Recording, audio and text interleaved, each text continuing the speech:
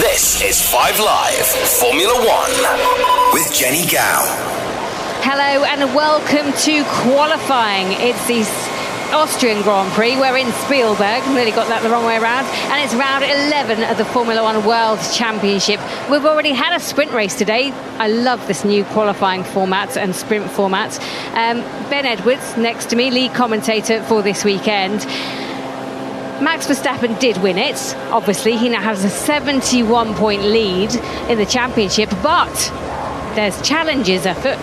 Absolutely. He was passed very briefly by Lando Norris in that sprint race, and qualifying as well with Norris was very, very close for the sprint race, and we're hoping for more of that kind of battle going on between Max Verstappen for Red Bull and indeed both Norris and Piastri, because Piastri ended up getting second place in the sprint race, getting past his teammate. I do think that there's not much difference in lap time between Red Bull and McLaren, and we know that Mercedes potentially have some pretty rapid pace, so I'm really looking forward to qualifying. Yeah, I am too, and this is such a lovely track. I mean, the mountains all around the track is beautiful, it's lush, there's a lot of rain in the air, but not this weekend. And actually, Mark Priestley, former F1 mechanic, it's hot down there. Yeah, seriously hot. We've now got an air temperature of over 31 degrees, track temperature up at almost 47 degrees, so yeah, very, very hot. And you're right, it's a beautiful place, beautiful part of the world, but also a circuit that is actually really interesting for Formula One. It's the shortest lap time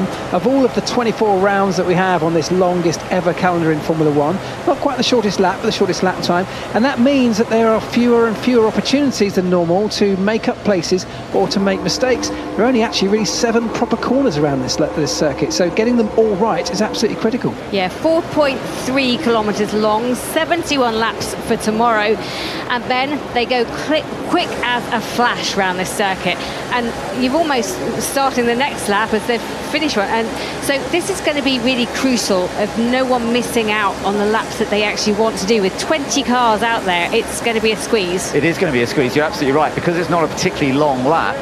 It's quite high speed in a lot of places.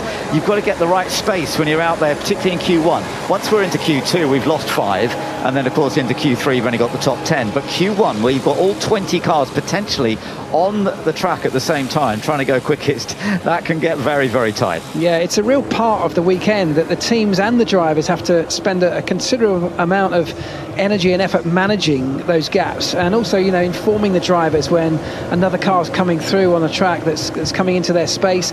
The drivers don't have the capacity or the ability to keep an eye out and know exactly who's where, so the team have to be always on the radio managing those gaps. So it's important to get the gap for your own lap, but also that you don't interrupt someone else's. Sprint quali yesterday, we saw a few incidents and accidents out there with people just getting in the way, and actually Charles Leclerc lost out because he didn't manage to get his final run in. So you have to be so mindful of that. Absolutely, and if they leave it all to the last moment in any of those qualifying sessions, and then somebody causes a yellow or the session gets stopped early, then of course it can really mess you up. So you do have to be wary. You need to get an early lap in the first part of qualifying, sort of make the base, and then see where it goes from there. Got just about a minute and a half till we get this underway, and for the teams, they've obviously done some learning already across the weekend. The sprint race was kind of a test bed. So what do you think they would have done to these cars to make them even more competitive? Well, under the new sprint format in which we operate now, the teams do have the freedom, so they're released from the Parc Fermé restrictions after the sprint race that happened this morning. So they have the freedom now to make mechanical changes, to completely adjust their setup. So rather than looking at what was a short form race this morning, they're now balancing the car setup between qualifying that we're about to see, where you need that one lap pace, and then the much longer Grand Prix tomorrow. So it's a completely different way of looking at your car. And as you rightly say, they will have learnt a lot this morning that we now put into practice. Who had the most to do, Ben, from this morning and needing to find something out of the top 10? Who has the most to do? Mm-hmm. Oh, well, they've all got a lot to do, but I do think Mercedes have got a bit of effort to find, because they had such a rapid car in the first part of practice yesterday. They never seemed to quite work out going forward from that. Well, I tell you what, the crowds have filled this Spielberg circuit. They are desperate to see Red Bull do well. It is the Red Bull ring, of course. So what can Max Verstappen, under the watchful eye of his father Jos, and if you want to read more about that I don't know what to say, relationship, furore, controversy, disputes. Yeah. BBC Sport website, Andrew Benson has been chasing it all down for us, but qualifying is about to get underway. Ben? Yeah, and out onto the circuit immediately are the Red Bulls. Interesting, as you say, it's called the Red Bull Ring. It's been a decade now since it became back as the Red Bull Ring in 2014, and here we are now in 2024. It took a couple of years for Red Bull to get some good results around this track. It took 2 years for the first Red Bull podium. That was Max, funnily enough, in 2016. And it took 4 years for the first Red Bull win, and now he's taken a whole bunch of victories here, and he is definitely the favourite going into this qualifying session. So interesting, Mark, that they've sent the Red Bulls out early. They want to get this first lap in as early as possible, hopefully on a relatively clear track. Yeah, because if you're Max Verstappen and Red Bull, who have a car that is one of the dominant forces around here, it's definitely going to be one of the quickest cars. You need to get that banker in, and effectively, if they get a good lap in on their very first run, they can almost park it. You know, you've only got to get through in the first part of qualifying, of course, up into the top 15. So they're not looking to set the world alight here. They're looking to get a lap that will safely see them through to Q2. So with a clear track in front of him, Max Verstappen, as the first man out, will have the advantage here. Absolutely, most of them going out on the soft tyres, and sometimes those are used soft tyres by the look of it, but others will be new soft tyres. We'll see how that goes as we go throughout the rest of qualifying. It's a funny entrance or exit from the pit lane. They have to go up a hill and round and to the right, round that first turn, and you can't really see much, so it's maybe a bit more difficult to find spaces on here if you're coming out of the pit lane. Well, Max Verstappen's already onto his first flying lap, and he's had a clear run through the first corner. Funnily enough, he's just gone past his big rival, Lando Norris, who's going out slowly at this stage, and he's got a completely clear run into turn 3. This is where it climbs uphill. This has always been a part of the nature of this circuit. The old style circuit was much longer and even faster than this version, but it's still a fun track. He comes to the top of the hill, now starts to descend a little bit into the slightly tricky turn 4. It's slightly wider than a hairpin, but not much, and then into a couple of very rapid left-handers. Yeah, that's right. It really does test the car's aerodynamics, but combined with its mechanical stability. So Verstappen on a good lap. Interestingly, his teammate, Sergio Perez, has gone quicker than him in the first sector. He's chasing him. He's a few metres behind him on the circuit, but he's actually going very, very quickly, which is something we haven't yet seen from Perez this weekend. So he needs a good session here. He does. His second sector not quite so good, and Max is usually very rapid in the final sector. That looked very neat through the last corner. We're just watching him come across the line now, and he sets the pace at a 1:06.054, and his teammate right across the line, who are about to come across the line as well. He's done a 1:06.201. So first and second at the moment, but we've got plenty more coming up. Carlos Sainz has already set the pace in the first sector. Yeah, that's right. The Ferraris have been slightly disappointing so far in the competitive sessions this weekend. We expected a little bit more from them, but Sainz on a decent lap at the moment. He'll be coming through the middle sector right now, but lighting up the timesheets purple. Fastest of anybody in the first sector. That's now been toppled by Lando Norris, so the time's tumbling and the order changing rapidly as we go through Q1. And because it's such a rapid time, as you said, it's the shortest actual lap time. It's not the shortest circuit, but the shortest lap time that we get. It seems to all go so quickly. We're moving from one to another very, very quickly. But it does mean we'll get a little pause after they've done their first run. There'll be a little bit of sitting in the pit lane. Let's just see. Albon's just done a good lap. He's gone third quickest in the Williams. How about that? Because he struggled yesterday, and now, as you said, Carlos Sainz has just set the pace. 1:05.941, with more to come from Leclerc and Norris. Yeah, very good from Carlos Sainz. Let's see what Leclerc can do. He now goes quickest, just 40/100ths of a second over his teammate, and that is the beauty of this circuit. Because it's such a short lap and it's high speed, the differences between lap times are almost nothing. Lando Norris has just gone second fastest, 9,000ths of a second slower. I wonder if we're going to end up, as we saw in Canada, with a couple of drivers on exactly the same lap time, 2/1000ths. We hadn't seen it for many, many years in Formula One until Canada this year, and we saw Russell and Verstappen do it. Yeah, it could easily happen. And, you know, I talked earlier on about getting your banker lap in and then maybe parking it if you're a Red Bull. That isn't going to happen. Verstappen already been pushed down to P6, Perez down to P7. Because the lap times are tumbling and because the gaps are so small, nobody can actually be sure or certain that they're safe. So they are going to have to run again. They are going to have to keep pushing things. And I'm sure we'll see Verstappen find his way back to the top. But that's how close this session is.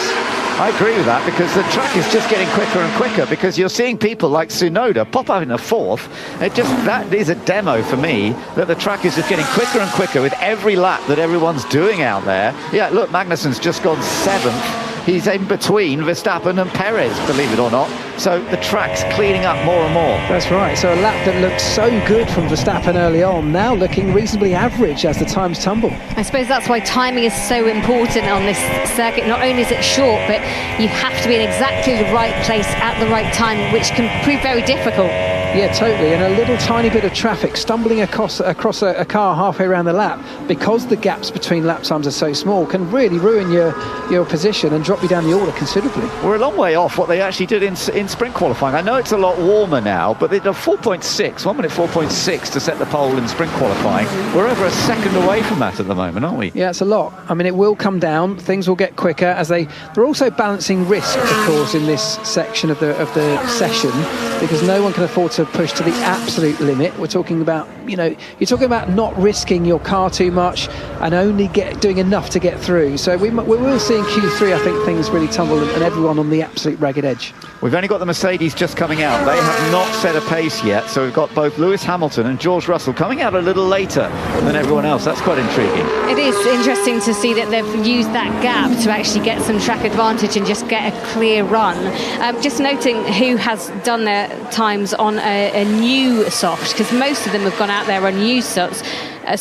So the only people who have set the times on new ones is Magnussen, then Ricciardo, Hülkenberg, Albon, Zhou, Bottas and Sargent. So they're the noticeable ones that have been on new softs, so that might give them a little bit of extra.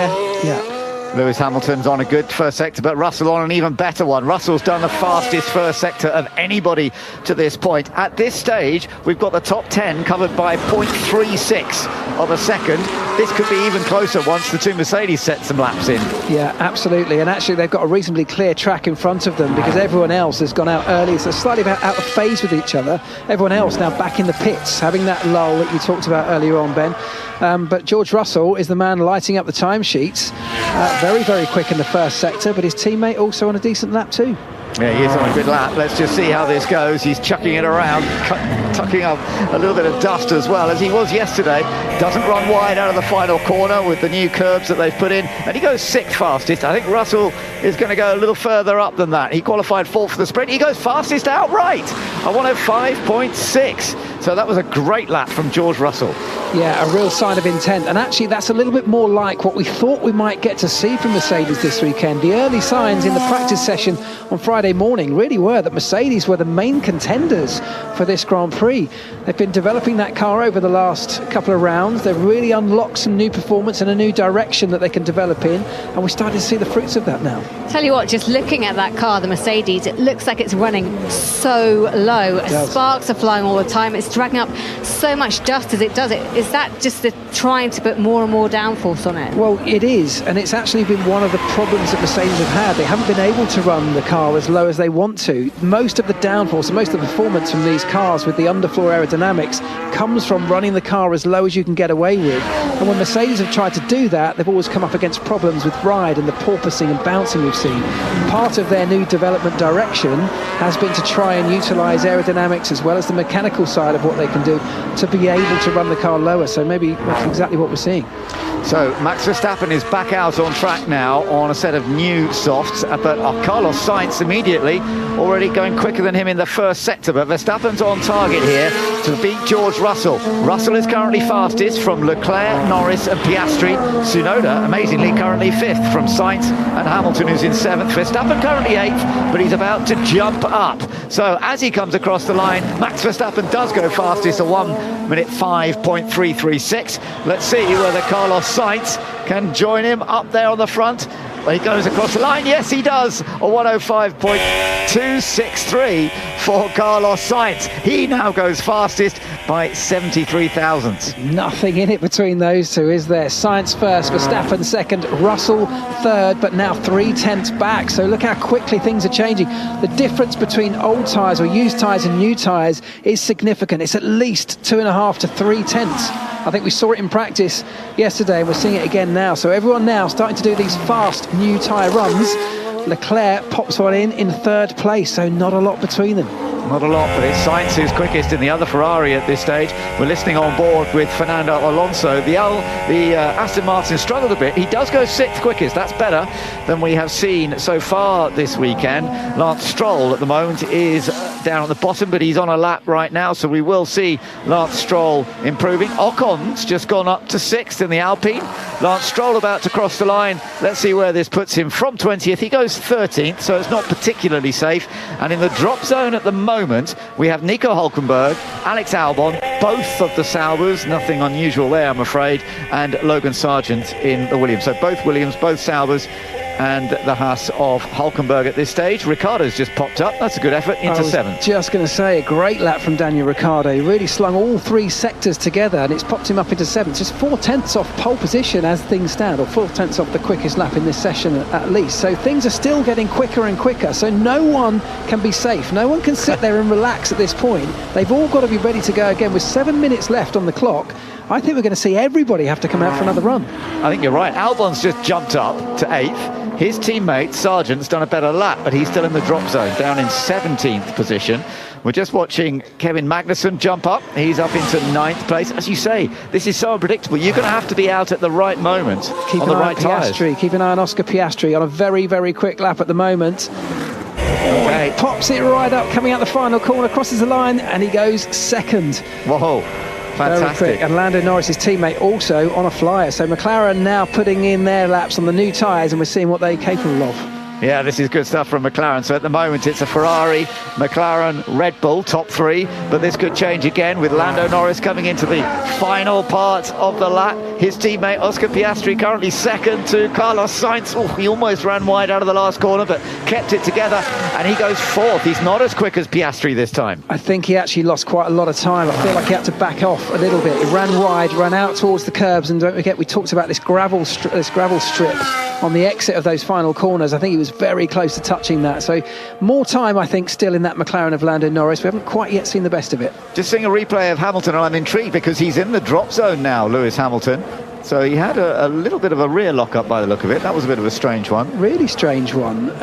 It is a lock-up, isn't it? We saw a little bit of smoke coming from the front end, so I wonder if his brakes have overheated. Going into turn 2, the left-hand side of the car, I think the brakes on the left-hand side of the car have overheated. There's been a lot of discussion around brake cooling. I think the Ferrari was asked to sort of lift and coast because brakes were overheating. Temperatures have gone sky high, and I just wonder if at Mercedes they may have just got those cooling configurations slightly wrong. Well, Hamilton in the drop zone at the moment. He's down in 16th place, so they've got to get that car out. There's 5 minutes to go, so we've got a bit of time. It's quiet on track right now. As we expected, we've got that little pause in the pit lane. Yuki Tsunoda just getting pushed back into the RB garage, and actually he had his time deleted, and that's the penalty, isn't it? When you're going around this track, if you get your time deleted, you can risk losing it all, really. So most of them are good bankers in already, but actually, as you say, Hamilton is in deep trouble here. Well, he's putting himself under huge pressure, and we even talked about this in sprint qualifying yesterday, didn't we, where he did a similar sort of thing. Let's hear from Norris quickly. I know. We need to do another one, please. We need to do another one. Interesting. That's even though he's gone 4th fastest at the moment, they feel they need to go out. Now, Lewis Hamilton is on a brand new set of softs as he's heading out. He's got to do something here to make sure he gets into Q2 with over 4 minutes. He doesn't want to leave it till the last moment, clearly. I've got more cars out than I expected, actually, at this point, because in the sprint qualifying, they all left it to the very last minute. They're not doing that this time. No, well, they've learned, haven't they? Because it got very, very twitchy towards the end of the qualifying in the sprint, where some people, and Charles Leclerc, in fact, didn't make it past the checkered flag to set a lap time. So, yeah, everybody a little bit nervous, no one confident that even with the very best lap times, no one's confident that's going to be enough. So, brand new tyres it is. Lewis Hamilton, you know, that's a compromise they will have to make. They'd love to have been able to save those for later in the session. They're having to use them just to make sure they get through. And the really important part of what Lewis Hamilton has to do now is get in that clear air, find a bit of clear space on the circuit. If he stumbles across traffic, this one shot that he's got here with just 3.5 minutes left on the clock will be gone. I think he'll be third out on track. I think Norris, Gasly and then Hamilton, that's the order, and then Russell right behind them. And interestingly, listening to Norris and his engineer saying he's going to have to go out and do it again, he's not feeling very well. I've spoken to the team, they think it's just a cold, but whatever it is, will that limit his ability to perform right now and in qualifying? Okay, well, let's hope he's okay, Lando. He's out on track, as you say, right now, so we will find out. So we are into what is coming up to now the crucial stage of Q1, where you've got to push hard to get into the top 15, otherwise you're going to be down at the back of the grid for the race tomorrow. The 5 who do not move up, they will be, as I say, towards the back, and at the moment that means Hamilton, Stroll, Hülkenberg, Sargent and Zhou Guanyu, although obviously we're going to see a lot of changes, I think, coming up in the next few minutes. Yeah, we're going to see a lot of changes, and I think everybody really from Perez further back. So Perez is currently sitting in 7th, so if you imagine the top 4 teams and so the top 8 drivers, minus Lewis Hamilton, who still hasn't set a proper lap, everybody from Perez backwards, I think, is really in trouble here in terms of you have to nail it, otherwise you risk not getting through. Just looking at Carlos Sainz in his Ferrari at the moment in the garage, no tyres on his car, so maybe he's going to watch this one. Yeah, well, he's in a good position. Sainz fastest at the moment. Hamilton is now onto an absolutely key fast lap. He's got to make this work because he's in the elimination zone at the moment. Can he get himself out? You would think so, because they have had some pace here, Mercedes, but it's just being regular. His first sector, only 4 thousandths down on Tsunoda, but Tsunoda we're referring to is the one in 15th place, the one that he has to get ahead of. What really matters to him is moving much further up the order than 15th. Yeah, I can't help wonder if Lewis Hamilton somehow compromised, whether it is down to brake cooling or something like that, but we should be seeing a lot more pace. The middle sector that Lewis Hamilton's going through now looks a lot quicker, so that's better. And he does just need to get out of the bottom 15, but he also needs a lap that's considerably better than that to make sure that he's not surpassed as the last few laps start rolling in. So, yeah, twitchy moments for Lewis Hamilton. I think he's going to be okay because his middle sector is good. Second sector, his final sector looking okay. We'll see as he completes the lap now. So Lewis Hamilton in the drop zone at the moment, but he's about to come over the line. Yes, he's gone 6th fastest. That should be safe. A 105.541, just nearly 3 tenths off Sainz. Also, Nico Hülkenberg trying to make progress. Russell has moved up to 7th. So Hamilton and Russell 6th and 7th at this stage. But there are still people going quicker behind him, importantly. We've got Kevin Magnussen on a very quick lap. We've got Daniel Ricciardo going even quicker. We've got even Tsunoda putting in a very quick lap. So Lewis Hamilton still not completely safe, even though he's P6. I think he'll probably be okay, but it might be getting twitchy in the last couple of seconds. Yeah, Hülkenberg's popped up to 9th in his Haas, and as you said, both Haas's are going well. Magnussen 5th. Yeah, just so mate. And that was Hamilton saying, I'm slow. Well, he doesn't seem too happy with everything at the moment. He should be through to the next stage, I think. Ricciardo's done a good job. He's gone 8th. He's behind Hamilton, but he's ahead of Russell. If Russell might be the one getting a bit nervous. He's down in 10th. I think he'll be okay. On board with Yuki Tsunoda, currently 17th in that drop zone. Is he going to jump up? I think he will. Yes, he goes 8th fastest. Funnily enough, just ahead of his teammate, Daniel Ricciardo. Yeah, and Sergio Perez definitely in trouble because we've got Lance Stroll, who is in the drop zone at the moment, on a quick lap. Sergio Perez just 1 place clear of Alex Albon. So Sergio Perez now he's in 14th. Fernando Alonso could pip Sergio Perez, and Lance Stroll could also be a threat. Sergio is in trouble here because he's not on a lap, I don't think, that's quick enough to make him super safe. He's had a miserable first sector. The middle sector looks okay, so he could still rescue it, but this is difficult times for Sergio Perez, isn't it? Yeah, let's see what Lance Stroll does. He's about to cross the line, and he's not done enough. No. He stays 16th. Stroll is out. Alonso at the moment in the drop zone, but he's on a lap. He comes, no, he's just got there. He's got into 15th. It depends if anybody else can improve. And for Perez, this probably means he is safe. Perez is out on track at the moment. He's 14th. And he's going to complete the lap. Let's just see if this lap does push him up. I think he's gone to 12th. So he's through to the next stage of qualifying. Both Red Bulls are through. But my goodness, as you said, that was close for Perez. And what it means is that we now have both Williams out for the next stage of qualifying. Alex Albon and Logan Sargent. We have Lance Stroll out in his Aston Martin. And we have both of the Saubers, Valtteri Bottas and Zhou Guanyu. The other Aston Martin of Fernando Alonso just sneaking in in 15th position. Amazing stuff. I mean, you've got to say that very miserable afternoon for the Aston Martin team. Yes, Fernando Alonso scraped through, but he really only just scraped through. Lance Stroll out. Definitely Sergio Perez. What's going on with Checo Perez when his teammate, we're talking about title contention and dominance, his teammate in Checo Perez is just struggling every single weekend. It's got to be something from a psychological perspective. It's got to be a confidence thing, because it's just building and it's almost spiralling out of control, isn't it? But at the front end, great stuff for Sainz. We did a good job with the car. It's just we don't quite have the pace. Yeah, that's a very positive response from Alex Albon, who ended up 16th, has not got through to Q2, but actually giving quite a good report back to the team. Interesting that. Yeah, that's right. I mean, yeah, that was a positive response. You're right. I think, as I was just going to say there, great stuff from Sainz. Big shout out to Kevin Magnussen, who ended up P5 in that session. It's been quite a weekend so far. We know our limitations in this condition, isn't it? I mean, it's such a shame, man. Yeah, for Logan Sargent, a bit disappointed that they haven't been able to go better in these high temperatures that we have here. Yeah, because he did so well yesterday in qualifying for the sprint race and actually out-qualified his teammate. And I think there was a sense that maybe there was an opportunity for them. But as the temperatures have risen, it's put some people just out of play. And I think Aston Martin might be one of those victims as well, because if you think how well they start a season, they just fall away. And it's painful for the team at the moment. And Lance Stroll being out in Q1, okay, not the biggest surprise in the world, but actually their performance as a whole, they should be further up the field than this. Yeah, I totally agree with that. I think it's very disappointing for Aston Martin.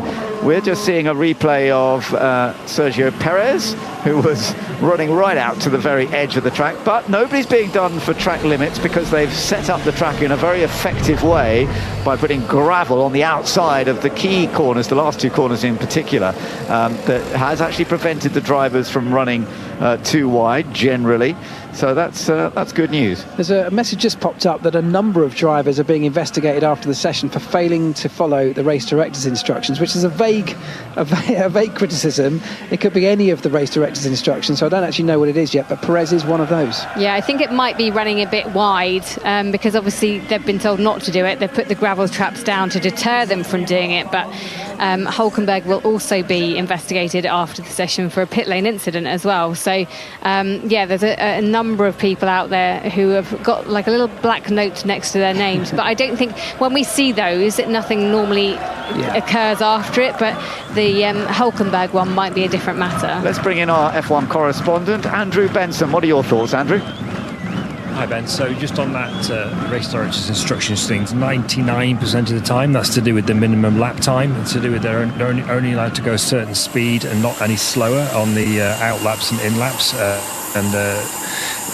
that's to try and control the speed differentials between cars on flying laps and cars on slow laps, and also to stop people messing around too much on the slow laps, trying to keep the tyre temperatures down. And if it is to do with that, which I'm almost certain it will be, nothing ever happens as a result of it. So I think we can all be calm about the race director's instructions thing. Okay, what are your thoughts on that first part of qualifying? I mean, we've seen an Aston Martin go out. The others, it's pretty regular. We've lost both Williams and both Saubers. Yeah, so I'm a bit concerned for Lewis Hamilton. He ran new tyres on that last lap, Ben, as you probably noticed. Whereas George Russell, who was pretty much the same speed as him, was on used tyres. The Ferrari with Sainz at the top, that's more like the pace that I think they and pretty much everyone else expected of them. People thought they would be in the mix with Red Bull and McLaren. Plus, I think what we should think about, Ben, ahead of this session, or while this session's going on, is that because the sprint format's changed, because the teams are able to change their cars now between the end of the sprint race and Grand Prix qualifying, it's kind of effectively like a normal Grand Prix weekend, where it's not like they're locked in after Friday morning. So it allows the teams to correct mistakes, and we saw that with Alex Albon. He was in all sorts of trouble through turns 2 and 3 yesterday with the balance. They've obviously fixed that at Williams. We've seen that with Aston Martin to an extent. We've got Fernando Alonso back ahead of Lance Stroll, which is what you'd expect. And then maybe that's what's happened with Ferrari. Maybe they found a way to get that car to work, which they couldn't yesterday.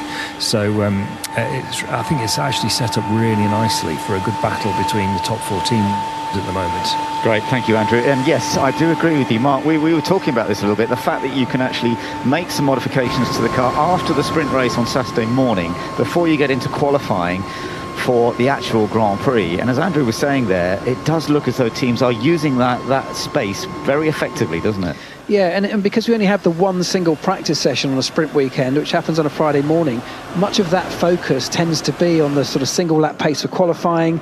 Of course, they're going to look ahead to the sprint, but the sprint itself becomes largely the sort of long runs that we often see in FP2. So you learn so much from the sprint that they can now, under these new regulations, go in the garage after the sprint, make the changes, set the car up differently, and change the focus towards what is a much longer race, of course, tomorrow.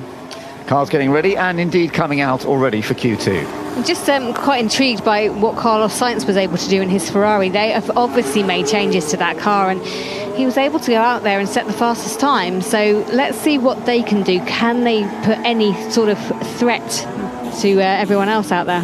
There's some good tradition for Ferrari in Austria. They won the first ever Austrian Grand Prix at Zeltweg back in the early 1960s when it first happened. It was a one and only win for Lorenzo Bandini back in those days. But yeah, Ferrari have had success in this part of the world many times, but whether they're going to have it, because yesterday they didn't quite get it together. Now suddenly, as you say, it looks like they've made some changes to the car. Let's find out whether they can keep it going as we go into Q2. Yeah, and the other part that we won't yet find out the answer to really until tomorrow is, have they set up the car more with a sort of single lap bias? You have to keep the race in mind, but if a car is able to switch its tyres on very quickly to deliver the lap time as we need it here in qualifying, is the setup able to deliver that again tomorrow when you need a much longer stint? You need to protect those tyres, and there's often a compromise between the two.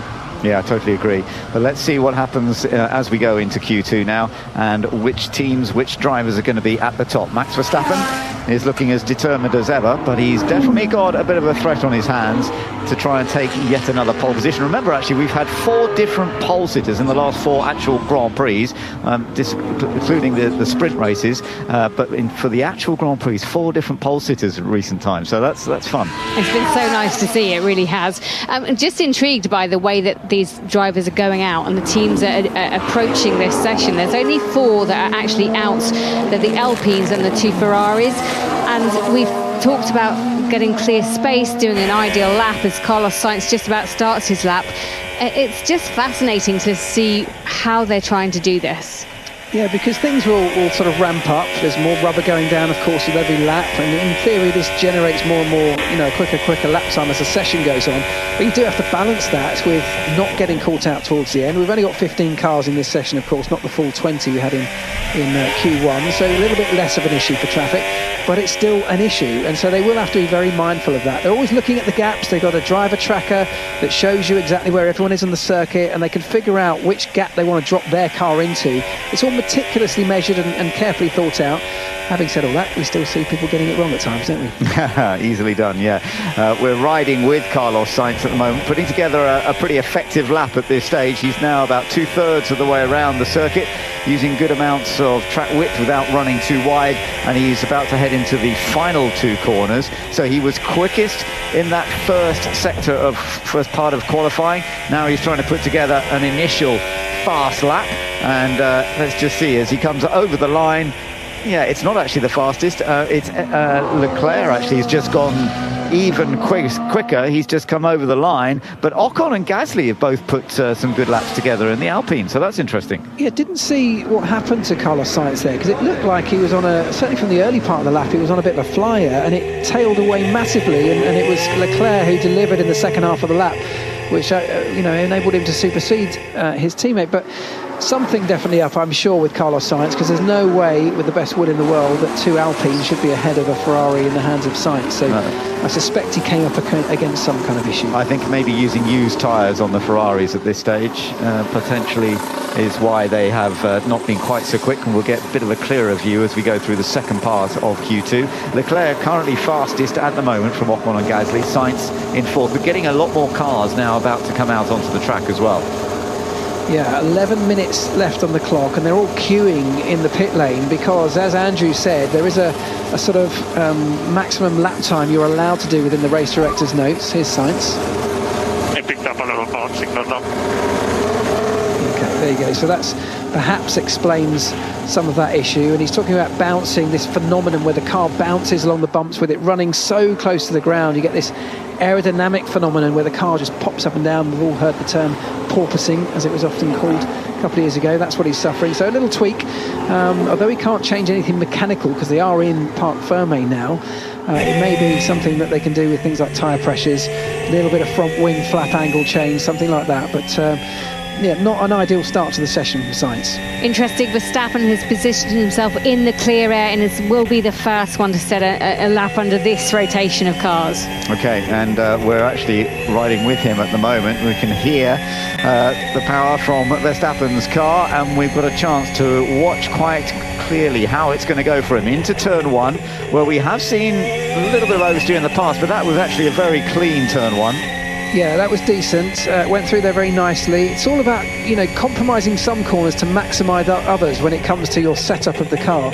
As he comes through the middle part of the lap, he's gone through the first sector very, very quickly. Nice and tidy from Verstappen. Everything looks under control, but it so often does in that car, doesn't it? It's a wonderful car when he gets it working, and particularly in his hands, it almost looks like an absolute dream to drive. Didn't quite clip the apex as he went through that, which was, what was that? Turn 4. Turn 4. Didn't quite clip the apex, not far away from it, but I think he's still on a very fast lap here. He is on a very rapid lap indeed, as you say, through the fast sections now. The two left-handers at 5 and 7, and now he is coming down to the last two right-handers, and he's definitely on target for fastest lap in Q2 at this stage. Still plenty of time to go, and lots of other cars about to set laps, but it looks as though he's going to beat Charles Leclerc quite comfortably by nearly a second, and he's back down into the mid-104s, which is what we saw in sprint qualifying ultimately. That 1 minute 4.6 he did. Well, he's gone quicker than that now, a 1 minute 4.5. Tsunoda's done a better lap, but it's nowhere near what Verstappen has done. And we're going to see now the Mercedes about to set some good times, particularly George Russell. Hamilton just going across the line, 105.2. That's quite a long way off what Max Verstappen has done. We're going to see what George Russell does as he comes over the line. George does go second fastest, 105.0 though, still half a second down. Yeah, good lap from Russell. It was actually Hamilton that was sort of towing Russell around. So of the two Mercedes, they did go out together. It was Hamilton that led, which meant that along the straights, he did get a little bit of a towing effect in that second car in the hands of Russell, but still not quite enough to match the Red Bull of Verstappen. So half a second is a lot around this racetrack. It doesn't sound like much, does it? But it's a lot. It certainly is a lot, there's no doubt about it. Nico Hülkenberg is on a pretty good lap at the moment, so we'll be keeping an eye on that. And we need to keep an eye on Lando Norris, who has been pushing Verstappen various times, and he goes fourth fastest at this stage, but behind his teammate and behind George Russell, so that puts him in fourth place for now. Yeah, it's making this lap of Verstappen's look very, very good, isn't it? But actually in sprint qualifying, we saw the likes of Lando Norris get into the 104s. We saw his teammate Piastri into the 104. So there's definitely more time in that McLaren, in both of those McLarens. I'm sure there's more time than we've seen so far in the Mercedes of George Russell. But at the moment, it is Max Verstappen. But again, same as we said before, the only point of this session is to get into the top 10 and find your way through into Q1. So it's Q1 we're going to see the cars at their absolute limit, and we'll see what everyone's got really when it comes down to it. We talked about how close times can be, although that's just, yeah, both Charles Leclerc and Kevin Magnussen have done the same lap time now. They're both down 11th and 12th places, the same lap time to a thousandth of a second. They've done exactly the same lap time, which is, as we mentioned, that happened on the front row a couple of races ago in Canada. It's a bit further down right now, and this will change. We're going to see a lot more changes coming in the final part of Q2. Well, I'd say of those two drivers, one would be really happy to do the same lap time as Leclerc. One's going to be really unhappy because Leclerc should be way ahead of Magnussen, and it's more a reflection that he hasn't yet put in his fastest lap time, which he's on a lap now and doing quite well. So I think that's about to change. Yeah, we're about to see some improvement from both Ferraris, I think. Let's just see how this goes. Sainz pops up to second suddenly.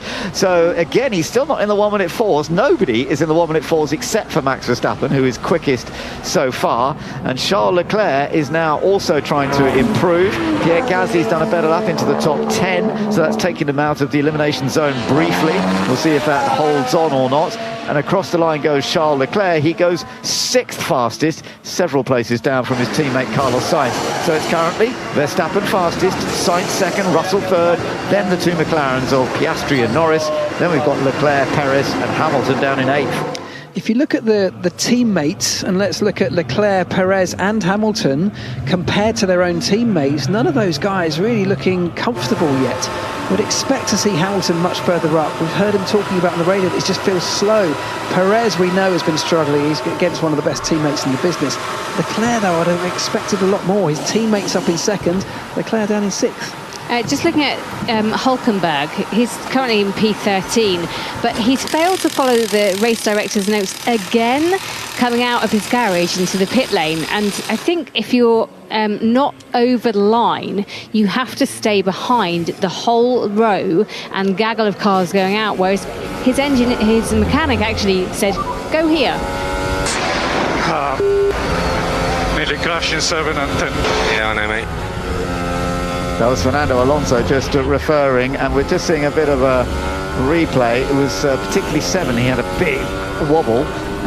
10, that's interesting he said that, because it didn't look so bad out of turn 10. Didn't look bad at all, no. He's not been comfortable all weekend, has he, Alonso? Beaten by his teammate in qualifying yesterday. I mean, the Aston Martin has not been a happy car anyway, but I think Fernando, we're used to seeing him really dominate his teammate, and that hasn't necessarily been the case so far this weekend. Max Verstappen with a decent margin here over Carlos Sainz, currently in 2nd place with just over 4 minutes to go in Q2. Russell still in 3rd position ahead of Piastri and Norris. Charles Leclerc in 6th place. Sergio Perez in the target of getting into the top 10 at the moment. He's 7th. Lewis Hamilton definitely going to have to find a bit more time. He's 8th, but he's not safe there at this stage. Esteban Ocon 9th. Daniel Ricciardo is currently 10th. At the moment, he's out-qualified his teammate by a tiny fraction. In that drop zone, we've got Gasly, Tsunoda, Hulkenberg, Magnussen and Alonso, as we were saying. He's having a tough time. Just in a replay of, it was when Nico Hulkenberg was in the pits. And we've got a radio from Paris. Haas is not in the pit lane, not in the fast lane. Yeah, he didn't let me by. He hasn't followed the regs, but that's his problem. Yeah, so that's a little bit about what we now know is under investigation, what Jenny was talking about. Hulkenberg under investigation for basically moving out into the fast lane when perhaps he shouldn't have done. It's basically like someone trying to nudge their way into the motorway from a slip lane, isn't it? And just being slightly overly aggressive about it. And that's sort of what happened. Instead of waiting and being patient, he forced his way in. I mean, we've all been there. Probably done that. Nico Hulkenberg isn't having the best weekend so far. He's still out there and trying to qualify, but he's got a 10-second time penalty for the sprint race applied to him as well for forcing Fernando Alonso off the track. So more penalties coming his way. And actually, he's just not been as comfortable in the car either. It's been a weekend where we often see him being the lead of those two Haas drivers. This weekend, it's literally been the opposite. It's been Magnussen who's excelled around this circuit so far this weekend. He's definitely been the quicker on most sessions, certainly been the most comfortable. Yeah, no, working well. Funny enough, Haas have got a bit of good history here. Best grid they've ever had was a 5th place for Romain Grosjean 2018, and they had a 4th and 5th place in that year for Grosjean 4th and Magnussen 5th. So they've had some good results. They had double points again in 2022. It's a track that sometimes does suit the team, but as you say, Magnussen is the one who's running well at this stage. Whether they can get into the final part of qualifying, though, that is going to be pretty tough. We're going to find out in the next couple of minutes. We are about to find out, because there are just 2 minutes on the clock. This is where it matters for everybody. So everybody now back out on circuit, apart from Carlos Sainz, who's still in the pits. Verstappen has positioned himself really nicely with his team into a large gap in front of him. The only car a long way down the road from him is George Russell. He may even just pick up the tail end of a toe as they get onto the long start-finish straight towards the end of the lap. But he's nicely positioned, Verstappen, to make the most of this, and the early part of the lap looks decent. Okay, we could see a big change in the order with just 1.5 minutes to go. But also, of course, if somebody goes off or if there's a yellow flag, that will then mean the order does not change at all. So you've got to be cautious in this final part of qualifying, but you've also got to absolutely nail it, get the best you could possibly can to make sure you get into the top 10. Just looking at the McLarens, it looks like they're both running used soft tyres, everyone else running new. Okay. Sergio Perez on a good lap, and actually he's found himself coming up behind his teammate, so he'll also get a tow. As Verstappen starts his lap, Perez is ending his, so they're both dragging each other down that main straight. It's not a bad lap from Perez. Where does it pop him into? P7. It's not really good enough. If somebody goes off, or if there's a yellow flag, that will then mean the order does not change at all. So you've got to be cautious in this final part of qualifying, but you've also got to absolutely nail it, get the best you could possibly can to make sure you get into the top 10. Just looking at the McLarens, it looks like they're both running used soft tyres, everyone else running new. Okay. Sergio Perez on a good lap, and actually he's found himself coming up behind his teammate, so he'll also get a tow. As Verstappen starts his lap, Perez is ending his, so they're both dragging each other down that main straight. It's not a bad lap from Perez. Where does it pop him into? P7. It's not really good enough, is it? It looked like it had signs of promise, that lap.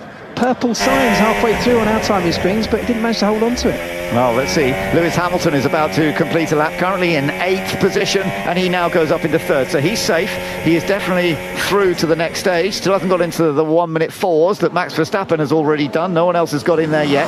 Nico Hülkenberg in the drop zone currently. He comes over the line and just nips up into the top 10, but that could be tough to hold on to it because there are several other people still putting good laps, including his own teammate. Yeah, George Russell going very quickly, and actually as he crosses the line, George Russell displacing his teammate Lewis Hamilton. So P3 for Russell pops Lewis down to 4th. The two McLarens we still haven't seen yet, they're starting their laps now, so we'll keep a close eye on those, but people are going quickly. The circuit still has pace in it. And Verstappen's gone even quicker, a 104.469, so very impressive once again. Magnussen does not jump up this time. Hülkenberg is quicker than Magnussen, and Magnussen stays in that drop zone. We're going to see whether Alonso's feeling any happier on this lap. He wasn't very happy last time around. He's down in 15th place, and he goes over the line, and there's no change. He is still down in 15th place. He's not through, and that means the Aston Martins will be starting way down, 15th and 17th on the grid for the Austrian Grand Prix tomorrow. They'll be disappointed about that. Pierre Gasly, a better lap, but not enough to get into the top 10. And Ricciardo's had the checkered flag now. It's only Tsunoda, I think, who hasn't. Is he on a lap at the moment? No, he's back in. Okay, so Ricciardo has out-qualified his teammate this time, which hasn't happened too many times this year. He's nearly got in the top 10. He needs really good results at the moment, Daniel Ricciardo. If only he'd got one more place, he could have been into the top 10. Yeah, it actually, for everything I just said a moment ago, it actually felt like the circuit tailed away, and actually not many people improved in the final laps there. And in fact, many of those in the top 10 actually aborted their laps and peeled into the pits when they realised there was no threat coming from behind. So yeah, it didn't quite materialise, the threat from the back end of the grid there. Well, that's pretty smart then that McLaren used those used soft tyres, so they'll have a brand new pair of those soft tyres in the next qualifying session. So yeah, that gives them a little bit of an advantage maybe. Ooh. Yeah, Gasly ran a bit wide, no doubt about that, but all okay. Got it back on the track. Flicking the gravel trap up, but that was all okay. No major damage done, hopefully. Although he did lose a track, because of track limits, he lost a tyre in there. So we shall see how it goes.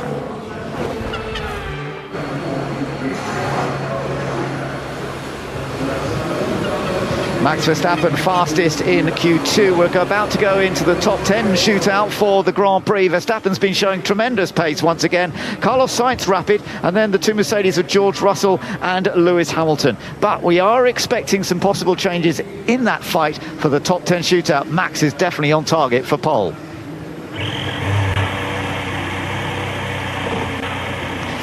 So it's going to be an exciting last part, isn't it? Can I ask a question? It may sound really silly.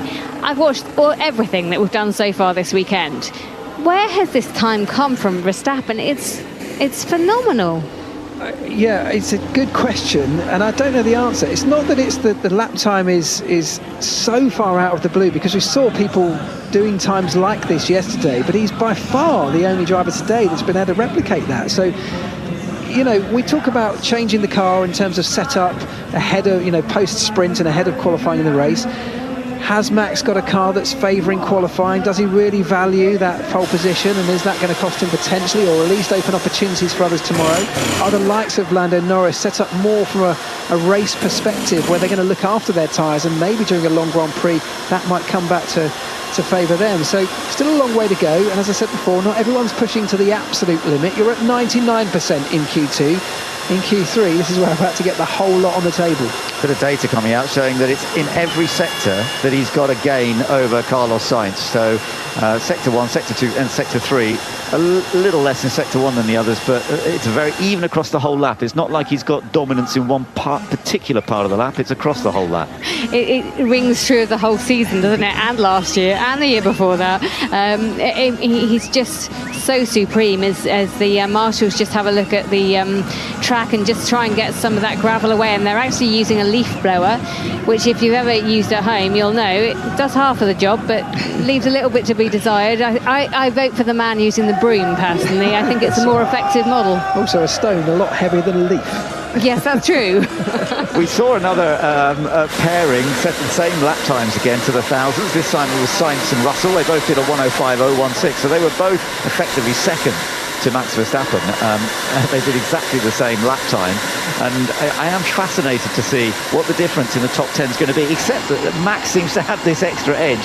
Everyone else seems to be almost on the same lap time. Well, I can't believe the size of that advantage for Max Verstappen, because as we keep talking about, the gaps around here are normally so small. To find half a second, you might see that at some other circuits, but not here. That is unbelievable. Is this the power of his home fans who have flocked into the Red Bull ring? And honestly, you look around and it's just a sea of orange, and there are flares going off. I mean, some people have said this is possibly, along with obviously the Dutch Grand Prix, this is the most partisan crowd, and you just feel that crowd, you feel the energy of it. Maybe it's that Mansell effect, that Hamilton effect that they have at Silverstone is here. It makes a difference. It also makes a difference to the team, I can tell you, having been part of a British team at the British Grand Prix. Even as a mechanic, you feel it. Okay, we are through this one. Hold on.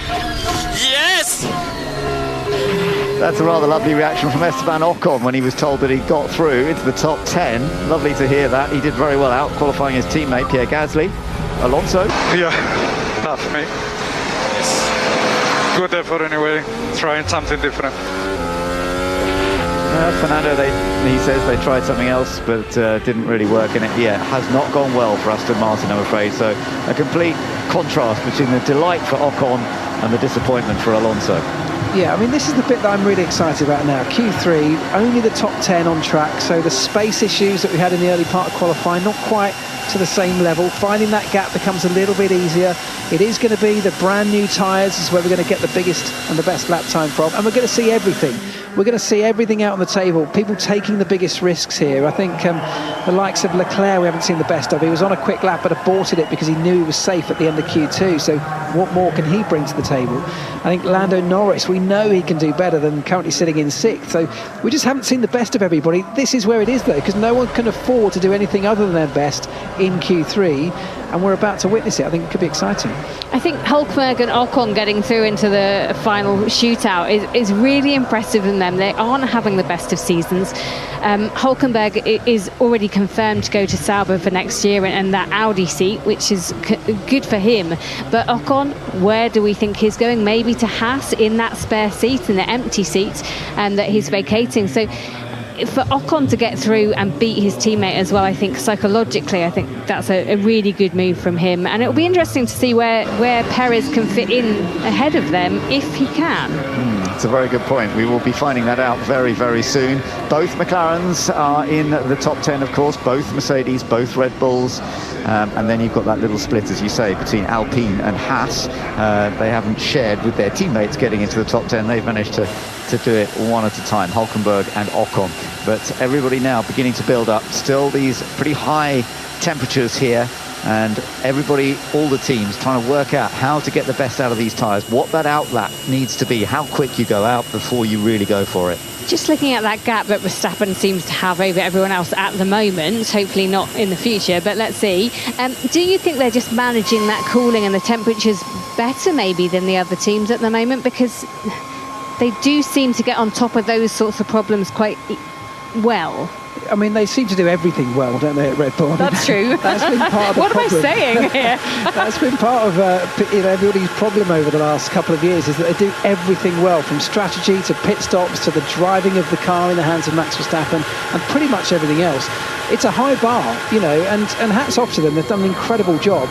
But also, how good is it now then that we have got other teams that are now getting and creeping close to that level? So, yes, it's a tough call. It's a tough one to make up that final part of the gap. But I think in the hands of some of these drivers, Lando Norris, as I say, I'm pretty sure Lando Norris has a lap time in him that's close to what Max Verstappen can deliver here. So I definitely don't think we're going to see quite this level of dominance in Q3. Well, the track is open now, so it's up to the teams to get out. There's a little bit of work going on at the moment on Sergio Perez's car just underneath. I think they're just doing a bit of cleaning up, checking. Doesn't look anything too serious, but they haven't sent him out on track yet. Max has a tremendous record here, there's no doubt about it, and the pace that he's shown so far does mean that going into this final part of qualifying, he is pretty much favourite to take pole position again.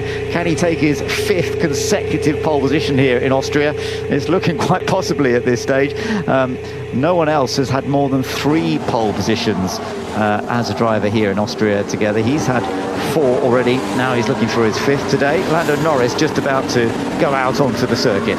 Yeah, so just over 10.5 minutes left of this final Q3 session. Everybody coming out of their garage now. There'll be a mix of new and used tyres for this first run, but then when it really comes down to it, those with the new tyres will want to slap them on for the end of this session and have one final go at putting it all on the line to try and get themselves as far up the grid order. This is a racetrack where you can overtake. We saw some of it in the sprint earlier on today, but it's definitely not easy to overtake. So qualifying and your starting position for the race is definitely meaningful. Yeah, Max Verstappen just making his way down the pit lane and about to go out onto the circuit. Lando Norris on a new set of tyres, I noticed, as he was heading down the pit lane. Still waiting for some of those cars to come out on track right now. Mercedes seem to be waiting with both cars before sending both Lewis Hamilton and George Russell onto the track. So we will find out fairly soon how this is all going to work out. Qualifying will be crucial here. We've seen many wins from pole position at this Austrian track over the years. Not many times does the race get won from elsewhere. Sometimes, oh, that was interesting. Hamilton pulled out and knocked over a couple of bits out of the garage. Just looked like he had the rear jack still hooked under the sort of crash structure at the back of the car, and as he drove out, the jack came with him. Luckily, it did detach before he left into the pit lane, so I don't think there'll be any problems there. But yeah, not the smoothest of exits for Lewis Hamilton. No, it's a bit rare to see something like that, especially from Mercedes. They're usually very efficient on things like that. We're just having a look at the replay as he pulled out. Yeah, so it's the exhaust extractor and the rear jack both left with the car. As I say, fortunately they both detached themselves before he got very far out of the garage, and I don't think it'll be a problem. But yes, operationally not quite perfect. Okay. Let's say when they get on track, it is. Indeed, we shall find out in a few moments' time as to how this is going to work. And Max Verstappen, I'm pretty sure he was on used tyres going out. We shall have to check that. No, we think he was on new, Jenny? I think he was on new. Okay. It's hard to see on this, but I think the only people on used are Hülkenberg and Ocon at the moment. Okay, great. Well, let's see what Verstappen does then through turn 1, and it looks clean and tidy. He's fully on it now as he goes down the straight towards the gentle curve 2, and then serious braking into turn 3, where we saw a lot of action in the sprint race earlier today. First sector looking good already. Yeah, very good from Max Verstappen. Lovely and tidy. A little bit twitchy on the throttle as he came out of turn 3, but he manages to get that power down. Lando Norris now going very quickly as well. Are we going to see the best of the McLarens now when it really matters?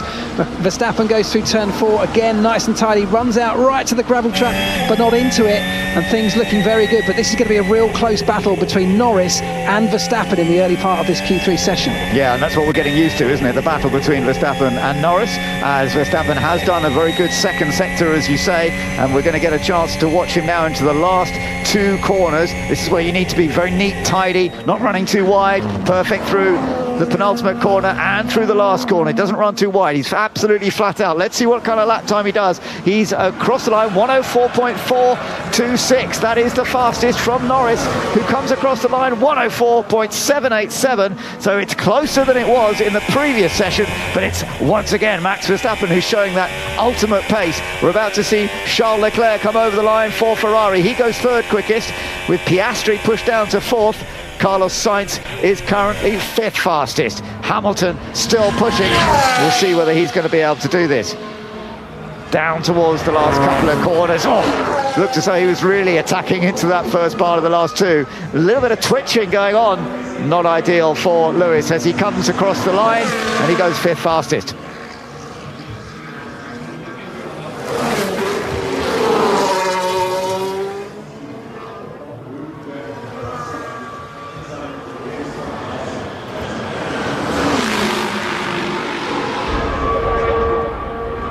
Max Verstappen currently fastest by 0.3 of a second over Lando Norris. George Russell is in third place ahead of Charles Leclerc. Oscar Piastri currently fifth, Lewis Hamilton sixth, with Carlos Sainz seventh, and Sergio Perez down in eighth place. That was another wonderful lap by Max Verstappen. Max Verstappen maxing absolutely everything on that lap, because he's gone quicker than he's gone all weekend. Nothing that Lando Norris could do about it at that point, but what we've seen as a trend is that Lando in the McLaren has been quick in the Sector 1. He's also been quick in Sector 3, with Sector 2 being absolutely Max's territory. We saw Lando maximise Sector 1 on that lap, but I don't think he got everything out of the final part of the lap, so maybe there's a little bit more time still to come from that McLaren. So Lando Norris back in, part of the McLaren team. Mark Preece alongside me, part of the McLaren team some years ago, before you became somebody to talk about Formula One far more than actually working on the cars.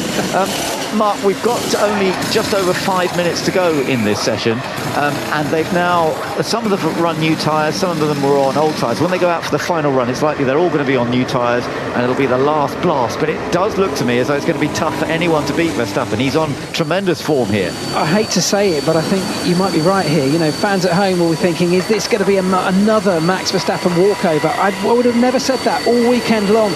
Do not discount Lando Norris, because this is where it really counts. We've got one more lap from every one of these cars to come as the clock ticks down with just under 5 minutes to go. Everyone back in the garage, bolting those brand new tyres on, and this is where it really matters. So everything's laid on the line. You're going to get the best of everybody. I still think it could be close. I've still got hope that Lando could put a real fight to Max Verstappen. Let's go to Jenny Gow. Yeah, just to update you, Lando Norris came into this session and he said he wasn't feeling too well. The team say they don't think it's too much, maybe a little cold, but just to set the scene as where in Austrian, yeah, he's not feeling great. Okay, well, that's a shame. He's doing well, and he's not far away from Verstappen. Currently, we're looking at a potential front row, Verstappen and Norris, which was where they started the race earlier on today when we had a sprint race, which Verstappen then went on to take victory. It'll be different in the Grand Prix in terms of it's always more complicated with the pit stops and with the length of the race, but right now Verstappen is on good form and he's got a tremendous record here. There's no doubt about it. It's going to be tough to beat him. The Ferraris, a bit up and down throughout qualifying. Sainz was very quick at the early stages of qualifying. Now he's down in seventh, and his teammate Charles Leclerc is up in fourth place. And I think that's been the story of Ferrari in recent times, hasn't it? Been a little bit of inconsistency. We've seen blistering pace from them at times, and they haven't been able to replicate that over and over again. We might still see a lap from either Carlos Sainz or Charles Leclerc, because we've seen glimpses of it. Can they do it when it really matters is the only thing, in fact, that counts today. So we'll keep a close eye on them. Looking at Charles Leclerc, he was actually on used tyres when he went out last time. So was Sergio Perez, Esteban Ocon and Nico Hülkenberg.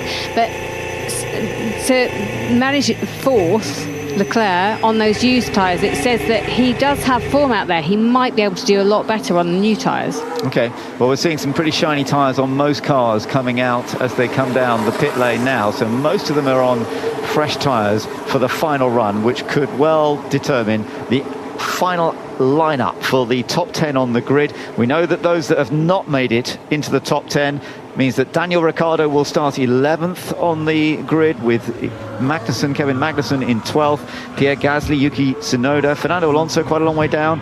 He is down in 15th place, so we're not seeing him in this top 10 shootout.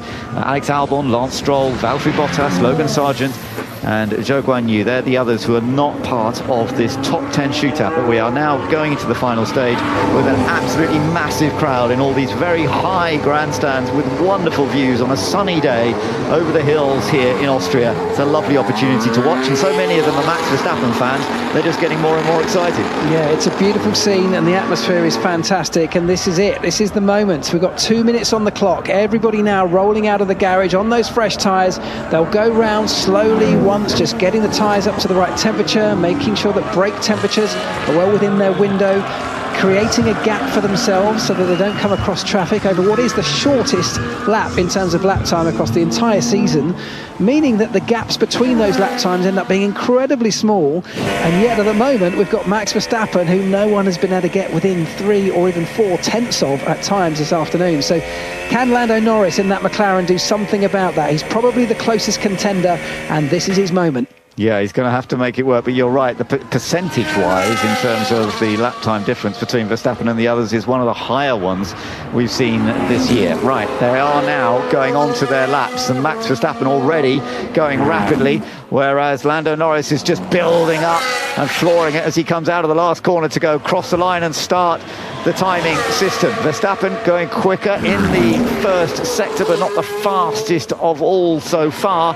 but it does look like potentially he can go a fraction faster than he has already set, and it's looking clean and tidy for him. Lando Norris now coming down to one of the crucial corners, braking slightly uphill and then turning in and then steep uphill. He uses the curve a bit. Yeah, I think maybe crashed over the curve a little bit too much perhaps in turn 3 there, but we'll see how that affects the lap time. Verstappen ominously has gone quicker than he went in the first part of the early part of Q3. That was a sector that was almost a Lando Norris sector, and yet this time Verstappen's improved on it. Let's see what Lando can do, but I don't think it's going to be enough in the first sector. This is looking more and more like a Max Verstappen pole position. He's just on a 1 minute 4.3, so he's gone faster again than he's done already today. He's now getting out of the way of other cars, very sensible, not blocking anybody, and it looks as though Max could be in very comfortable form. We're going to see what the 2 McLarens can do. Oscar Piastri is about to come over the line. What can he do? Can he go a bit quicker? Yes, he goes second fastest for now, so he goes up into second place on a 104.7, and Sainz has improved his lap time up to a 104.8. We're still waiting to see what Lando Norris can do. He's into the final 2 corners. I'm not sure he's got quite enough though to really challenge Max Verstappen. Is he going to get the front row? Is he going to beat his own teammate as he comes across the line? Yes, he does. He goes onto the front row, Lando Norris. Checker flag is out now. He's fractionally beaten Oscar Piastri, who has ended up 3rd, but it is Max Verstappen who is comfortably out in front, and I cannot see that being beaten. No one's going to beat it as Leclerc runs wide. He's off. He's gone off into the gravel trap over the grass, and that's his lap ruined. Is there anything the Mercedes can do about this? They're not going to trouble Verstappen, but can they jump up the order? George Russell and Lewis Hamilton. It'll be Hamilton first. Let's see him cross the line. So Lewis Hamilton trying to move up. He does, up to 5th, but it's still further down than he would like. And what about George Russell, who might still nip ahead of him? He's coming into the final corner. We can see he's attacking hard.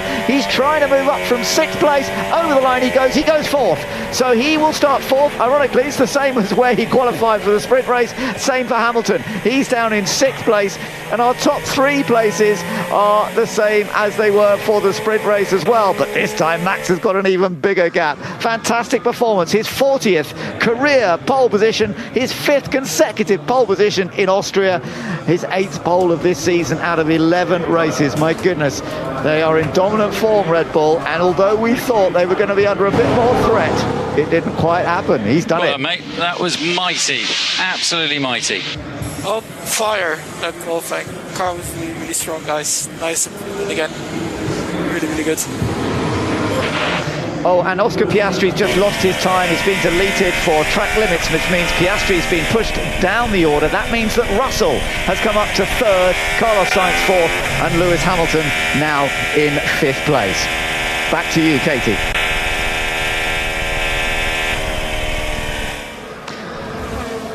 So, Charles Leclerc going off. That was a real shame, Mark. It was, and you know, just to go back to the front, I've run out of things to say about how good Max Verstappen is, because to put his car on pole position by 4/10 of a second around his circuit is amazing. I think I broke everything under the car. Oh. That was a scary moment for Charles Leclerc, but so glad that he didn't actually end up hitting a barrier. Yeah, so Leclerc was on a decent lap, but not quick enough. And I actually think at the very last moment, he chose to steer left. He's going through a very fast right-hand corner at the end of the lap. I think he just tweaked the steering wheel left because he was about to go into the gravel trap sideways, and I almost wonder if he chose to cross that very thin strip of gravel to get back onto the tarmac beyond it and keep the car under control. It could have been a very high-speed, out-of-control shunt had he just plunged into that gravel trap sideways. But either way, his lap ruined, and another disappointing effort from Leclerc. Really disappointing for Ferrari when we expected so much more coming into the weekend. Yeah, disappointment for Piastri. I feel for him because he was in a very good position potentially on the grid there, third, but now he's just had that time deleted, and that has pushed him down to 7th. We're getting a replay of where it was. It was turn 6, and he runs out wide. Yeah, he does go over the white line. It wasn't by much. They've actually got automated systems on that corner, so it's not even the stewards having to review that. They've painted a blue line that technology is now looking at, which can identify very, very quickly, a little bit like a VAR system in football. So that will be a slam dunk, unfortunately, but yeah, disappointing for him. Yeah, very disappointing. George Russell suddenly learned that he's up into 3rd because he can now join the other two for their chats. With our Formula 1 legend, Jolyon Palmer, who's going to be doing the chat with them, which is rather fun. It's always fascinating listening in to Lando and Verstappen. I mean, they've got their own kind of YouTube channel now, haven't they? Because they're so infamous in going to the green room and talking through everything. And they're friends. They're friends off track. They're very much rivals on track, but fascinating. Yeah, really interesting. Let's hear from our top 3 on the grid for tomorrow's race. Max Verstappen, pole position. I have to say, you were in a league of your own today. How was it? Yeah, the qualifying went really well. We tried to adjust the car a little bit after the things that we learned, this morning. I think it worked well. Of course, the track is a bit warmer than yesterday, so it made it all a bit trickier to drive. But yeah, the car felt a lot better for me today. I could really attack the corners a bit more, and it was just every run was just on point and was very enjoyable out there. We've come off the run of poles being decided by 0.00 for George on you, also a couple of hundreds, even yesterday 900s. But with the setup changes, you're feeling the confidence, and you've just flattened everyone by tenths around a short circuit. Yeah, exactly. It's been a while that we actually been on pole, so it's great. It's a great feeling. The team has been working really hard to try and make the car more competitive, and I think this is a great statement, and hopefully we can, of course, also show that tomorrow in the race. But we did see a good fight in the race earlier on in the sprint. You've got still one McLaren starting alongside you. You know how to race Lando now. Any thoughts about that before the Grand Prix? Yeah, I mean, of course, it's always nice to race. Hopefully, it will be a tight battle again tomorrow, but we'll see tomorrow. I'm not thinking about that too much. I'm just very happy with how the car was performing today, and hopefully, it will translate also in race space. All right, tremendous job. Well done, Max. Thank you.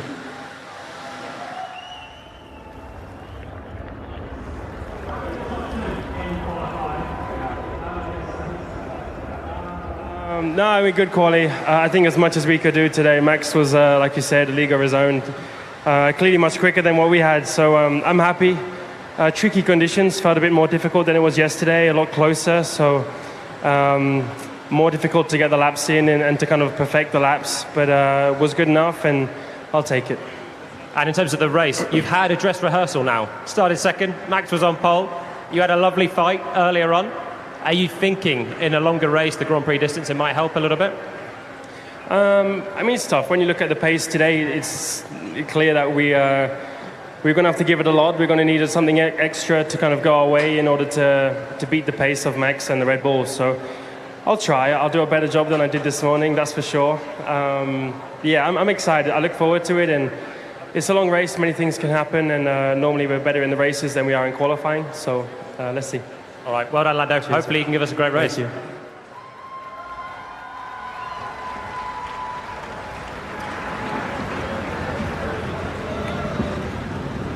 George Russell back in the top 3. Mercedes back in the top 3 for the 3rd Saturday qualifying in a row. You've got to be happy with that.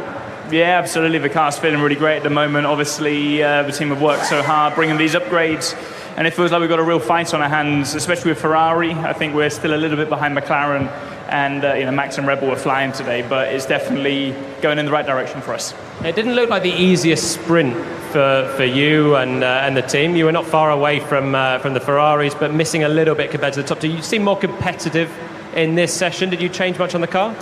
Yeah, we definitely changed a few things. We changed the wing level, which helped a little bit. I think that helped the tyre deck for tomorrow. So happy to be in P3 because I think we compromised qualifying a little bit to help the race tomorrow. But the fact is McLaren still have that edge on us. But as I said, 3 races in a row for us that we're in the top 3 with Lewis and I, and that feels really great. What's the thoughts tomorrow? Dreaming of the top step or elbows out to keep the podium? I mean, these two were pretty dicey in the sprint race, so I think I'll sit back, watch them do their thing, and hopefully just sneak through on the inside. But realistically, they've got the pace on us. Our race is probably going to be behind us, unfortunately, and it's important that we don't compromise our race too much, battling with these guys. But let's see. Make sure you watch it back because Oscar showed exactly how it could be done when they're fighting. Good luck tomorrow, George. Cheers. Thank you very much to Jolyon Palmer, and we know that George Russell likes to do his homework. He did it last time out, got the slip on everyone, so yeah, he may well do the same again, Ben. Yeah, he may well do, starting 3rd this time. Let's just quickly run through the top 10 actually, because Verstappen, Norris and Russell are top 3. Behind them then, Sainz in 4th, Hamilton 5th, Charles Leclerc will start 6th, Oscar Piastri, who lost that best time he did, he will start in 7th, Sergio Perez will start 8th, and then 2 drivers who really are desperate to score points for their teams. Nico Hülkenberg in 9th place for Haas, that's impressive, and Esteban Ocon for Alpine. They've been scoring a few little points over the last couple of races. They'll be happy to be in that top 10, but that is our top 10 lineup for tomorrow's race. And I still feel a little bit sorry for Piastri. We're just looking back at that replay again of him just losing his track time, and it was so tight. It wasn't much, was it? So yeah, tight. but those are the margins, and particularly around a circuit like this, it is very tight, which actually puts Max Verstappen's pole position time into some context. It was so much quicker than even the likes of Lando Norris could deliver. That is something you've got to take your hat off. That is an unbelievable lap from Max Verstappen. When the pressure was on, he unbelievably delivered, didn't he? But we've still got a race on our hands, haven't we? Yeah, I mean, absolutely. I think it's a different ball game tomorrow. We know that, as Lando just said, we know that the McLaren is a lot better in race conditions. It is hot, it is long, strategy comes into play.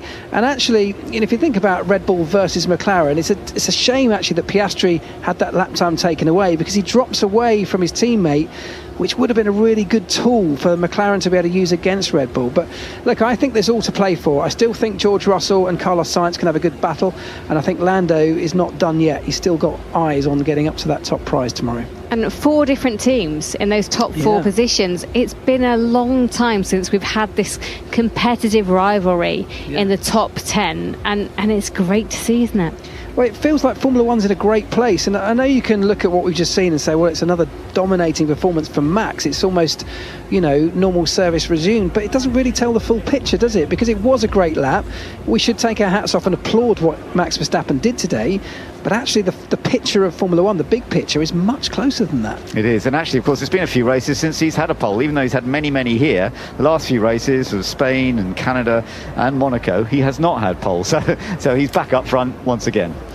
Well, you'll just have to join us tomorrow to see what happens. Of course, we'll do a podcast tonight, so you can listen to that and think of our musings and weigh them up and appreciate them. Hashtag BBCF1 if you do have any comments. And the race gets underway at 2 o'clock tomorrow afternoon over on 5 Live, so make sure you join us then. Thank you for joining us today. This has been an IMG production for BBC Radio 5 Live.